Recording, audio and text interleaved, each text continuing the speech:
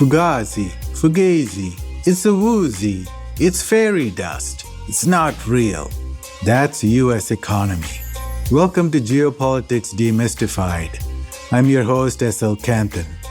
Today we talk about a very critical topic, how financialization has ruined the United States of America.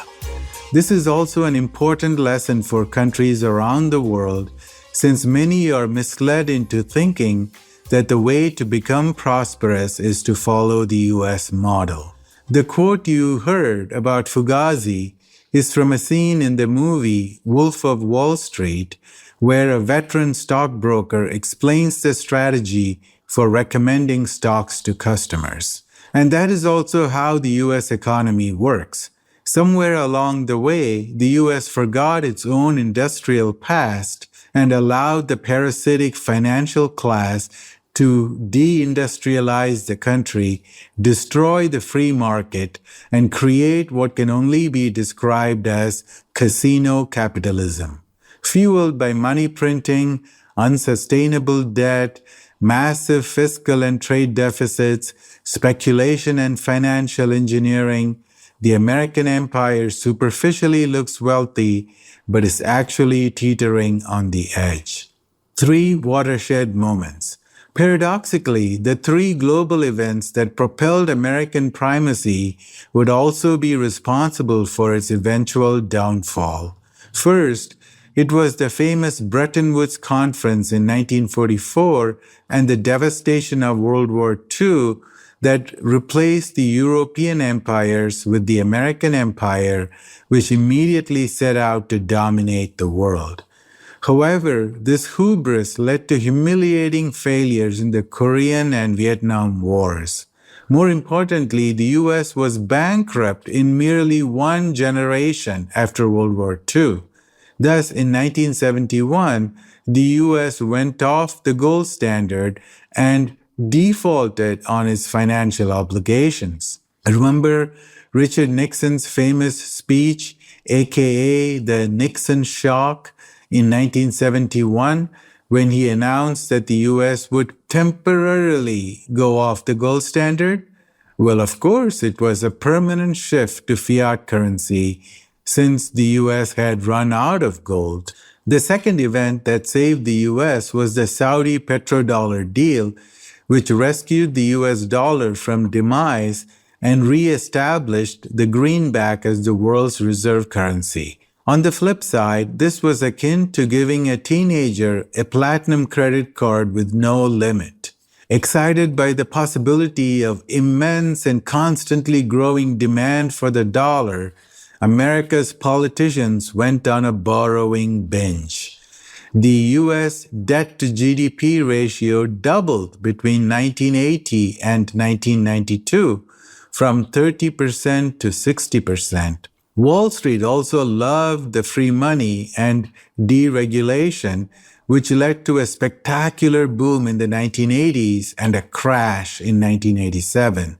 The 1980s also laid the foundation for outsourcing, deindustrialization of US economy, stock buybacks, hostile takeovers, vulture capitalism obsessed with profits for shareholders, and exotic tools such as derivatives. Then we saw the dot-com boom, which went bust in 2001, followed by the real estate bubble, which burst in 2008. The COVID pandemic was a great cover-up for the same boom-bust cycle. Since COVID, US debt has gone up by a staggering $12 trillion, but nobody can really tell you where that money went. It certainly didn't go into the pockets of middle-class Americans. The third event that was the last nail on the coffin was ironically the fall of the Soviet Union. This led to the birth of the unipolar moment, which in turn sparked uncontrolled hubris among globalists, banksters, corporate overlords, neocons, and the military-industrial complex. The irrational exuberance inside the American echo chamber led to prodigious outsourcing of manufacturing, the dot-com bubble, disastrous multi-trillion-dollar wars in the Middle East, and a real estate bubble which ended in a global financial crisis that was spawned by banks and Wall Street shysters. What are the consequences of financialization? First, income and wealth inequality. Americans stopped worrying about fiscal discipline and embraced debt wholeheartedly. The US government has a debt of $35 trillion, and for the first time, the interest payment alone has exceeded the spending on military. American families and corporations have racked up another $32 trillion of debt.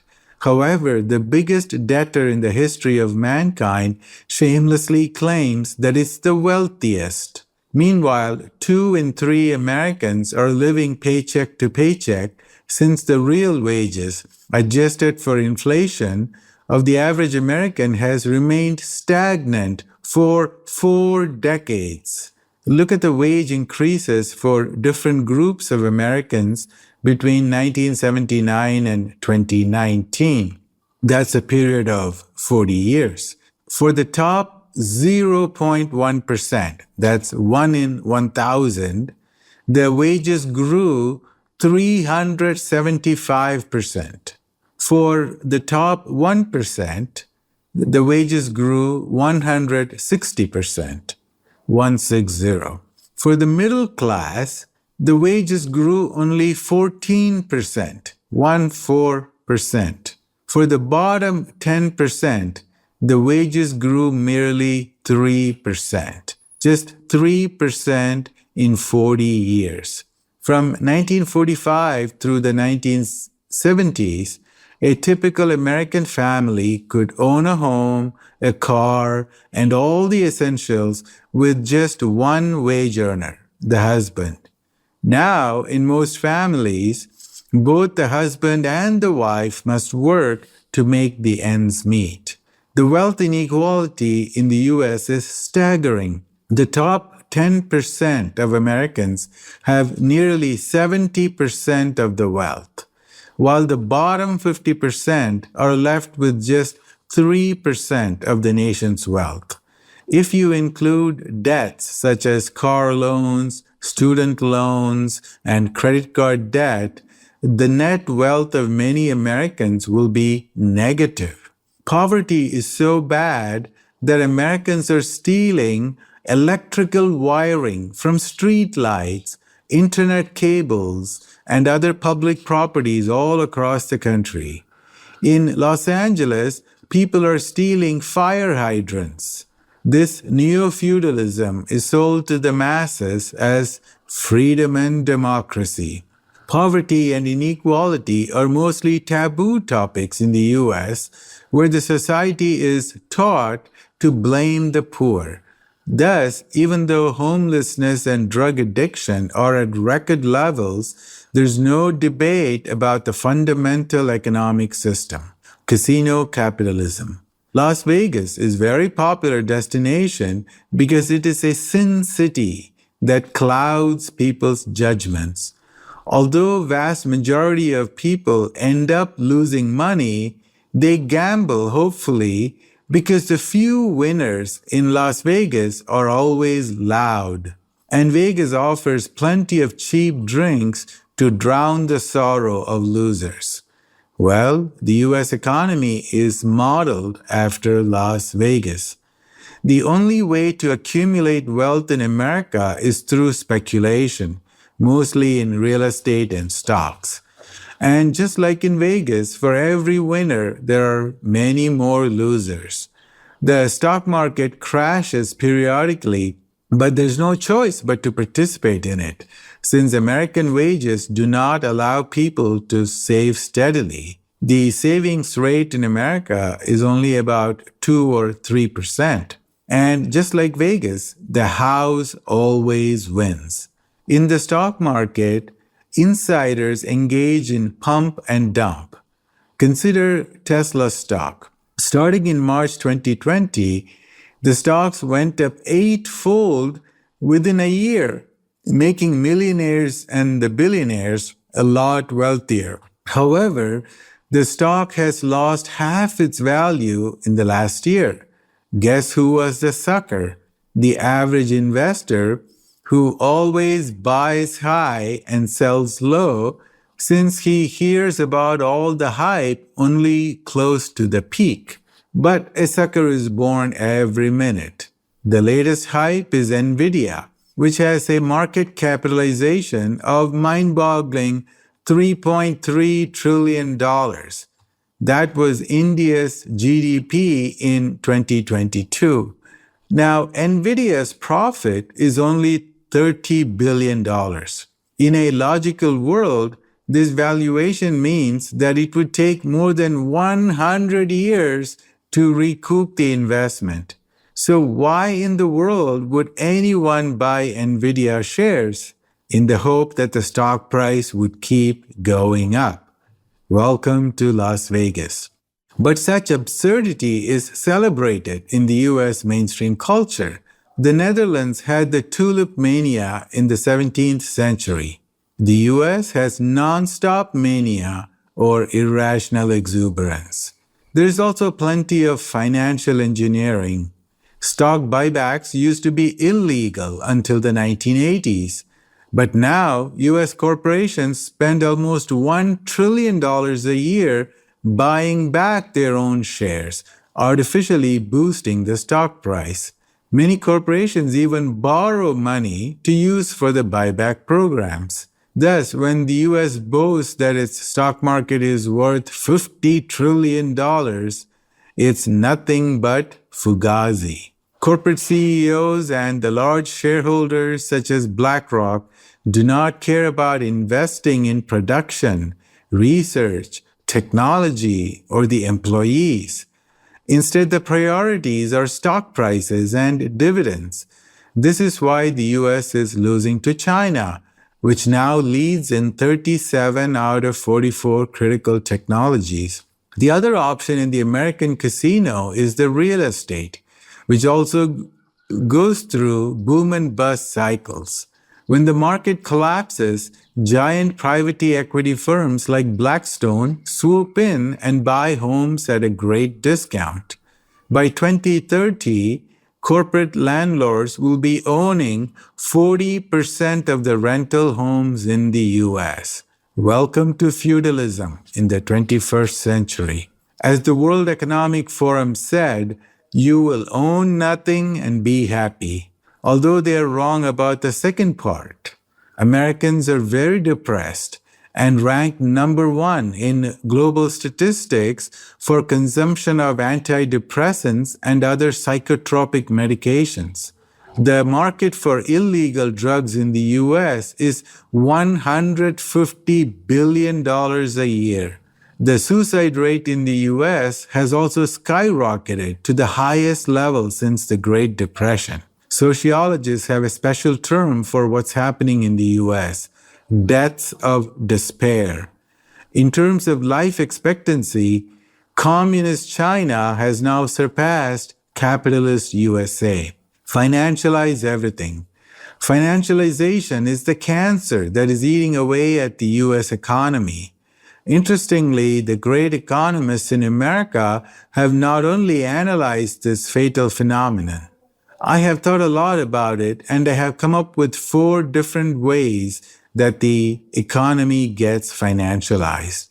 And this applies not only to the US, but to any country that pursues a similar path. Number 1, eliminating industries that are less profitable. Number 2, transforming normal economic sectors into speculative sectors. Number 3, transforming normal economic sectors into extractive sectors. Number 4, creating destructive industries. Let's dive in. First, eliminating industries that are less profitable. This is the foundation of outsourcing and deindustrialization that really took off in the 1980s as American corporations became extremely greedy and forgot their duties to the country. Greed is good became the mantra. The first target was manufacturing, which is very capital intensive and labor intensive. Why build massive factories and deal with the headache of managing workers? Moreover, why pay high wages and provide all sorts of benefits to blue-collar workers when people in developing nations could do the same work for a fraction of the cost? Many Americans would be astonished to learn that a century ago, the U.S. share of global steel production was 40%. It is now merely 4%, while China accounts for 54% of the steel production. Similar American decline can be observed in every category of manufacturing thanks to the warped ideology of financialization. The same calamitous philosophy is also applied towards infrastructure, which has very low profit margins. What is the return on investment on bridges, railways, subways, etc., compared to stock market manipulation? Insignificant. That is why the US infrastructure has been crumbling for years. In New York City, the cradle of Wall Street, the metro system looks like a fourth world country with decades-old trains, decaying subway stations with trash and rats, and homeless people sleeping in the trains. There are more than 40,000 structurally deficient bridges in the US. Very scary. 1,000 plus train accidents every year. 1/3 of Americans being exposed to arsenic, lead, and toxic chemicals in the tap water. But the US would rather waste billions of dollars in wars in Ukraine and elsewhere. Starting in the 1980s, US corporations started shipping jobs abroad, especially to Asia, which had plenty of diligent and cheap workers. Initially, US firms employed sweatshops to make the likes of Nike shoes, Gap shirts, and Gucci bags. However, Asian cultures were quick learners, especially China, and were able to climb up the value chain and manufacture more complex goods. Thus, as the wages rose, those countries also became more efficient and productive, thus maintaining high profits for Western firms. This exploitation scheme was working well until about 2010, when China became the world's largest manufacturing nation, displacing the US, which had held the title for the previous century. Then, just a decade later, China's manufacturing value added was 75% larger than that of the US. More importantly, China was now making its own intermediary goods and high-tech products. Now, China's industrial capacity is much larger than the US in virtually every manufacturing sector, like 10 times larger in steel production, 250 times larger in shipbuilding capacity, and so on. China has even surpassed the US in semiconductor manufacturing. Now, when Boeing needs to build a plane, they need to rely on Russia or China for special titanium. When Raytheon and Lockheed Martin make missiles and fighter jets, they depend on thousands of Chinese suppliers. American pharmaceutical firms and hospitals need raw materials and medicines, including antibiotics, from China. And America's largest corporations, such as Walmart, Apple, and Tesla, will not survive without Chinese labor, goods, and market. For example, half of Tesla cars globally are made in Shanghai, and 1/3 of all Teslas are sold in China. The US is in a terrible predicament. Since Trump's election in 2016, Americans have found out how hard it is to fix the manufacturing gap. They have not been able to bring back the jobs, and they have not been able to find any other country as skilled and efficient like China. Thus, US politicians and think tanks have been playing with creative phrases such as reshoring, friendshoring, and de-risking, and China plus one model. However, all these have remained as empty slogans for the most part. Last year, the US imported $430 billion of goods from China, almost the same as in 2016 when Trump got elected. Moreover, the US imports a lot of Chinese goods through Mexico, Vietnam, and India, although the Americans are fooling themselves into thinking that they are buying Mexican goods, Chinese goods, and Indian goods. Next, transforming normal economic sectors into speculative ones. In a real economy, the society would focus on production of tangible and beneficial goods in abundance. There would be emphasis on manufacturing, infrastructure, and development. However, in an economy consumed by financial capitalism, speculation reigns as the driving force. For example, rather than building more homes and making them affordable, the financial overlords prefer to keep the supply of homes low. Why? Scarcity means higher value. Then the entire real estate sector can be turned into a game of betting. For example, someone can buy a home and hope to sell it the next year to make $100,000 of profit. While get-rich-quick gimmicks are tempting, they result in a hollowed-out economy and a delusional society that create nothing burgers. Another example would be the electric cars. China makes electric cars that range from $5,000 to $100,000 or even more. But the US refuses to make cheap electric cars. And they don't allow the cheap Chinese electric cars to come into the US. Why? Because the corporations, they want to force Americans to spend $30,000, $40,000, $50,000 on a car. This is because of financialization and greed. Next, transforming normal economic sectors into extractive ones. The third and more pernicious form of financial capitalism involves fostering extractive or predatory sectors. Take, for example, higher education. Young Americans now owe a whopping $1.8 trillion in student debt.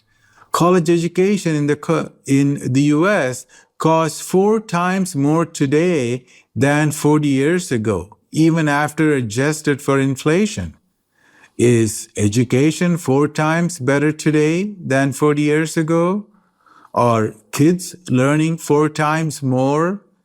Do college graduates earn 4 times more today than 40 years ago? No, no, no. Similarly, healthcare cost in the US has risen from 6% of GDP in 1970 to 18% of GDP now.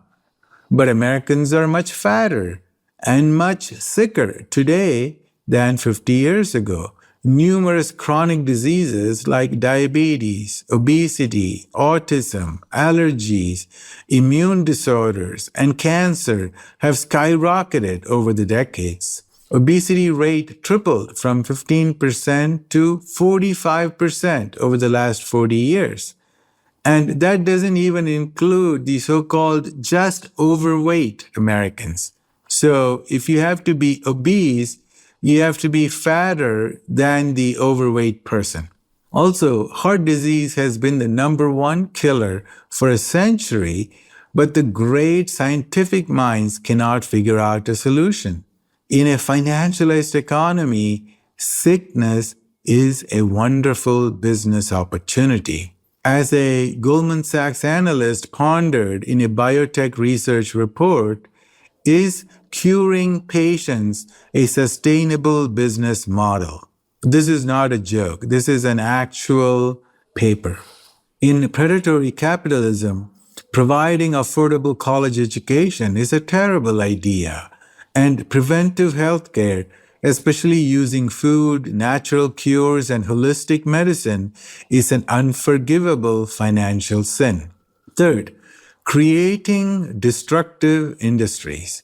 This is the most heinous consequence of financial capitalism, which creates disease, death, and destruction for profit. The military industrial complex is the prime example. Rather than focusing on peace, diplomacy, and development, the defense contractors lobby politicians and bribe the media to promote perpetual wars. We can see how the US uses NATO to wage war against Russia rather than seeking diplomatic solutions to end the conflict in Ukraine. Now, NATO has started demonizing China, laying the groundwork for a future catastrophic war in Asia.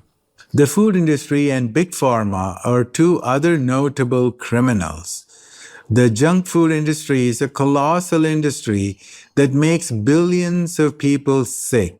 And Big Pharma sells numerous multi-billion-dollar drugs that are based on exaggerated claims from rigged clinical trials. Once you realize how food corporations and pharmaceutical corporations are owned by the same financial masters like BlackRock and Vanguard, you can see the racket. That is, making people sick and then hooking them on lifelong medications. In the 1960s, the sugar industry bribed researchers at Harvard University to blame saturated fat for heart disease. And companies like Coca-Cola still fund scientists to debunk links between sugar and obesity. One of the scientists paid by the sugar industry went on to become the head of nutrition at the United States Department of Agriculture, where he helped write the dietary guidelines, the famous food pyramid and all that. The entire nutrition science is corrupted by big agri, big food, and big pharma. America's mainstream corporate media has also forgotten journalism and truth. Instead, it embraces propaganda to protect its cronies in the government and other giant corporations. And the media spreads fake news and sensationalism to generate revenue from clicks. Finally, even American politics has been financialized, resulting in every politician being on sale for various lobbying groups. US politicians represent the oligarchs, interest groups, and corporations, not the American public. If you are an American and want to meet with your congressman or senator, it is impossible, unless you write a check for, say, $10,000. Then you can get a 10-minute meeting with him or her. If you want to have a personal one-on-one dinner with your senator, give him $100,000. Conclusion: driven by greed, hubris, and an inflated sense of exceptionalism, the financial overlords of the United States of America forgot the fundamentals of economics, politics, and statecraft. Once upon a time, the political and business leaders of the U.S. understood the importance of industries, production, infrastructure, and more importantly, the contract between the rulers and the masses. However, with financialization of the U.S. economy, the oligarchs have created a predatory capitalist system that has been devouring the American society for the past few decades. Unfortunately, there's no easy path for the U.S. to revert back to an industrial economy now. Rather than building a sustainable and resilient system, U.S. elites have created an empire that depends on the exploitation of the rest of the world. However, this parasitic model has reached its expiry date as the Global South is architecting a new paradigm for a multipolar world order. The implosion of the American economic and political system will be not only painful, but also dangerous to itself and the rest of humanity. Managing the collapse of the U.S. empire will be a monumental challenge for Russia, China, India, and others in BRICS Plus over the next decade. The end. Thank you.